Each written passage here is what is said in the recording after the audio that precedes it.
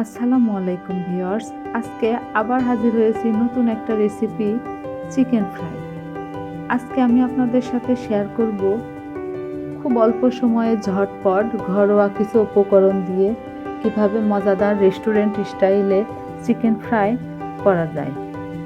সেটা দেখার জন্য শুরু থেকে শেষ পর্যন্ত পাশে থাকবেন এবং আমার চ্যানেলে একটা সাবস্ক্রাইব করবেন।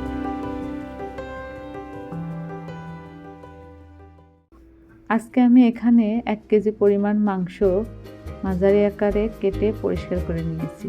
এখন ম্যারিনেটের জন্য 2 চামচ পেঁয়াজ বাটা, 1 চামচ আদা বাটা, 2 চা চামচ রসুন বাটা,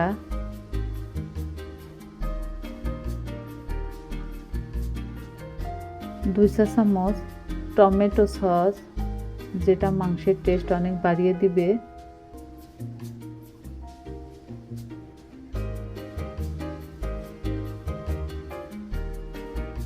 2 চা চামচ সয়া সস, 1 চা চামচ গোলমরিচের গুঁড়া, পরিমাণ মতো লবণ, 1 চা চামচ কর্নফ্লাওয়ার ও 1 চা চামচ লাল মরিচের গুঁড়া দিয়ে হাত দিয়ে খুব ভালোভাবে মাংসগুলো মেখে নিব, যেন উপকরণগুলো মাংসের মধ্যে খুব ভালোভাবে অ্যাড হয়ে যায়। মাখানো হয়ে গেলে কিছু সময়ের জন্য মাংসগুলো রেস্টে রেখে দেব।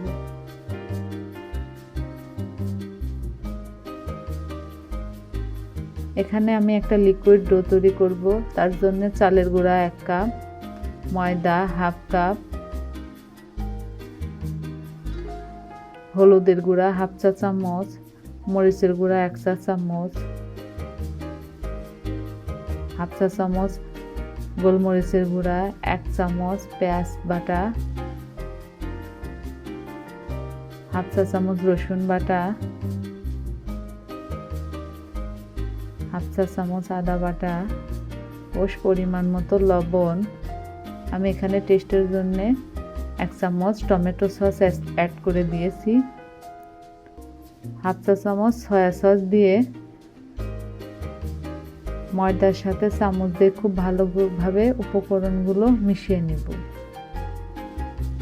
অল্প অল্প পানি দিয়ে লিকুইড এটা তৈরি করব, যেন খুব ঘন না হয় এবং পাতলা না হয়।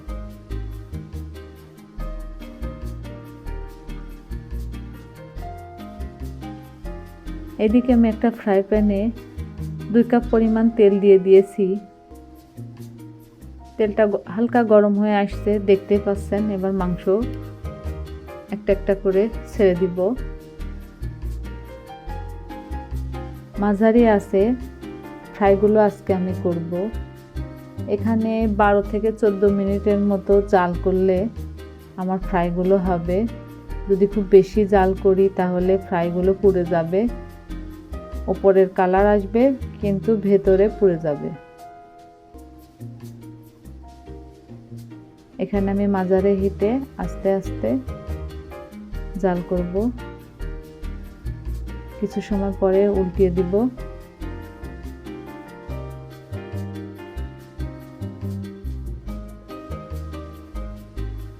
খুব মজাদার এবং ইয়ামি এই চিকেন ফ্রাই বাসার ছোট বড় সবাই খুব পছন্দ করে। অবশ্যই একবার বাসায় ট্রাই করবেন। কেমন হয়েছে কমেন্ট বক্সে জানাবেন। দেখতেই পাচ্ছেন আমার চিকেন ফ্রাইটা প্রায় শেষ।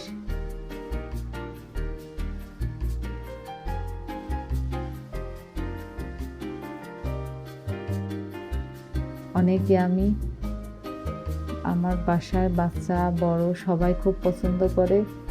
আপনি একদিন ট্রাই করবেন মজাদার এই chicken fry. Thanks for watching.